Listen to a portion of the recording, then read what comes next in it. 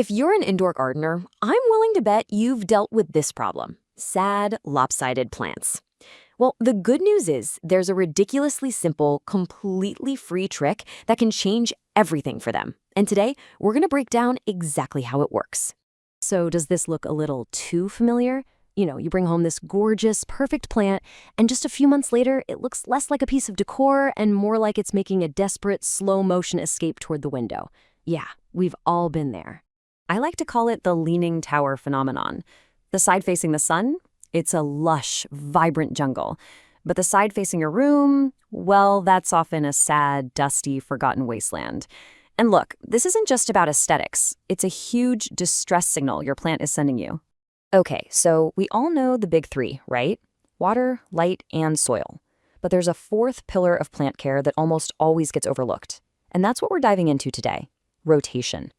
This is the secret to fixing that leaning tower problem once and for all. So why does this even happen? I promise you, it's not your fault. It's pure biology. Let's dig into the really fascinating science behind that bend. Because once you understand the why, the what to do about it becomes so much clearer. The whole thing is driven by this one big idea: phototropism. Honestly, it's a brilliant survival strategy. It comes from the Greek words for light and turn, and it's literally just a plant's built-in instinct to grow towards its food, its energy source. The problem is, inside our homes, that light source is always coming from the same direction: the window. Now here's where it gets really interesting.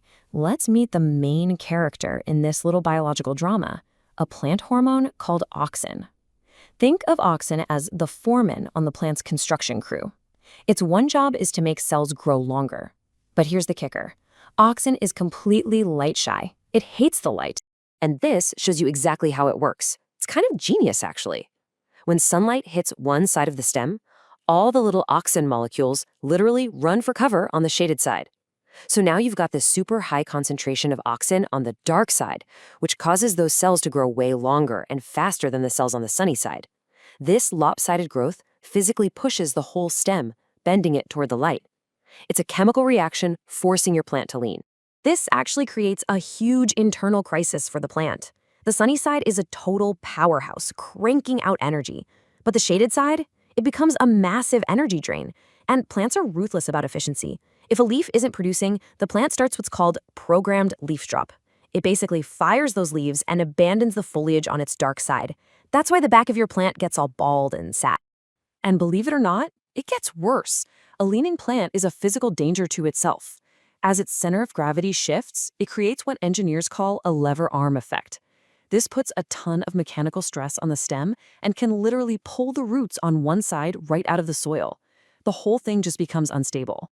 Okay, so now that we get the science, how can you tell if your plant is practically screaming for a turn? Let's go over the really clear, obvious symptoms you can look for right now. All right, here are the 4 big botanical red flags. First, something called etiolation. That's when you see long, skinny, weak-looking stems. Second, just look at the leaves. Are they all physically turned to face the window? That's a huge sign. Third is the obvious one, that lopsided bald-on-one-side growth. And finally, check the soil. You might actually see roots heaving up on one side. If you see any of these, it is definitely time to intervene. But here's the great news. The solution is so simple. It's a pro-level trick used by all the best greenhouse growers. It takes 2 seconds and it costs absolutely nothing. It's all about the simple 90-degree turn. The method couldn't be easier. First, the frequency. Just give your plant a quarter turn every single time you water it. Second, direction. Always turn it the same way, say clockwise, to keep it simple. And third, here's the pro tip. Put a little sticker on the pot to act as a North Star, so you always know where you left off. Okay, now before you run off and start spinning every plant in your house, there is one giant exception. If your plant is making flower buds, think orchids, holiday cacti, that sort of thing, stop rotating. A sudden change in light can spike its stress hormones and cause the plant to just drop all those beautiful buds before they even open, so hands off until the very last flower has faded, then you can start again. And just remember, not all plants are created equal in this. A super fast-growing monstera is going to lean quickly and really needs that weekly turn. A fiddly fig is notorious for that bald backside problem.